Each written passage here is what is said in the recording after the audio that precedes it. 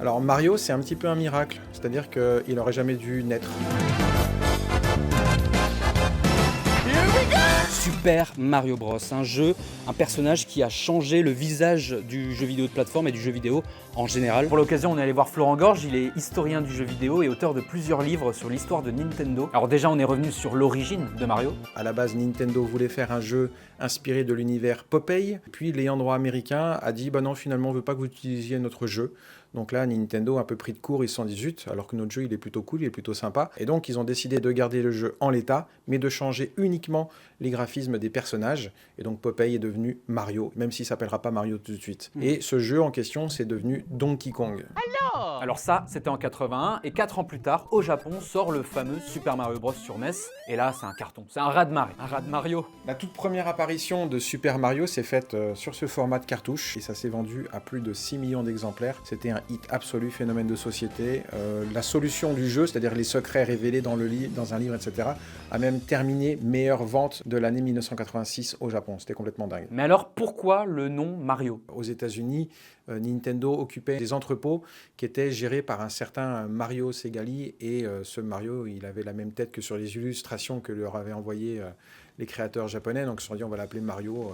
Et pourquoi la salopette? Le côté salopette, c'est juste parce qu'ils voulaient simplement que les mouvements soient beaucoup plus réalistes à l'écran, mais réalistes dans le sens où on voyait vraiment bien les bras bouger et les jambes bouger. La casquette aussi, elle est là parce qu'il était difficile de représenter une coupe de cheveux un petit peu sympa, réaliste. Super Mario Bros, c'est aussi un gameplay, c'est-à-dire une manière de jouer qui a révolutionné l'industrie. Il a instauré énormément d'idées, de mécaniques qui sont encore utilisées dans des jeux actuels, aujourd'hui. C'est devenu le maître étalon de ce qu'on appellera plus tard un jeu de plateforme, avec des mécaniques qui seront reprises par absolument tous les jeux qui suivront. Le saut. Le saut, ça peut paraître totalement anodin aujourd'hui, mais la façon dont est géré le saut, l'inclinaison que vous allez donner à votre pression, ça, ce sont des milliers et des milliers de tests, d'essais, de tentatives pour arriver à trouver le bon équilibre. La gestion du saut de Mario est absolument révolutionnaire. Alors regarde là, par exemple, ici. Ah bah non.